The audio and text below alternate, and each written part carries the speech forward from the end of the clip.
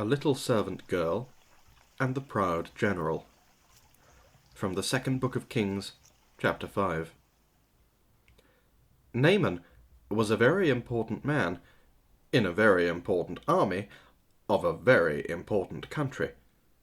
So you see, he was very, very, very important. But Naaman was sick. He had leprosy, which is a nasty thing that stops you from feeling anything. Bits of you fall off without you noticing, like bashed fingers and squished toes. It might sound funny, but it wasn't, and Naaman certainly wasn't laughing. There was no cure, it never went away, and in the end, it killed you. And Naaman needed help.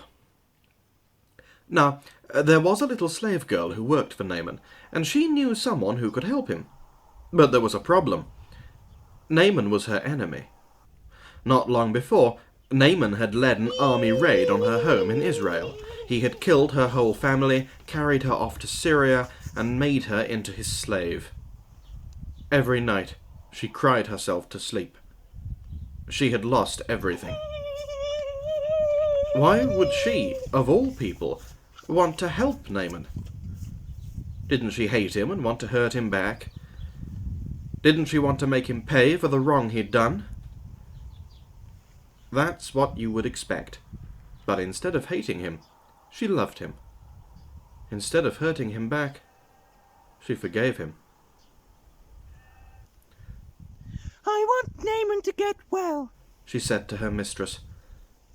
"There's a man in Israel called Elisha who can heal him." "I'll go," said Naaman, loading up his wagons and putting on his flashing armour.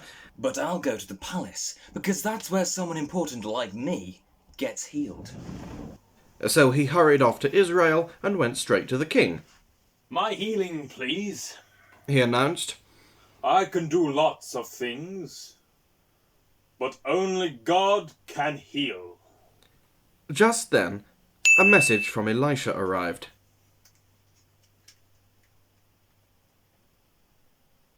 "Send Naaman here," it read. So Naaman hurried off to Elisha's house. But Elisha didn't even come out and greet him. He just sent a servant instead. "Doesn't Elisha realize who I am?" Naaman thought. But what the servant said next made him even crosser. "Just wash in there," he said. "Just wash? Naaman laughed. In that slimy, stinky river?" He looked around to see if this was some kind of joke. It wasn't.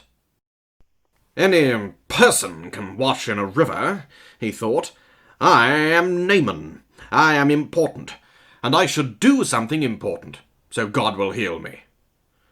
And he rode off in a rage. Of course, you and I both know that's not how God does things. All Naaman needed was nothing. It was the one thing Naaman didn't have. God knew that Naaman was even sicker on the inside than he was on the outside. Naaman was proud. He thought he didn't need God. His heart didn't work properly. It couldn't feel anything. You see, Naaman had leprosy of his heart. God was not only going to heal Naaman's skin, he was going to heal his pride. Naaman finally agreed to wash in the river, and instantly his skin became smooth like a baby. Naaman wanted to pay Elisha. "God healed you. You cannot pay," Elisha said. "It's free." And so it was that a very sick man was healed, all because of a little servant girl who forgave him. God knew sin was like leprosy. It stopped his children's hearts from working properly, and in the end it would kill them.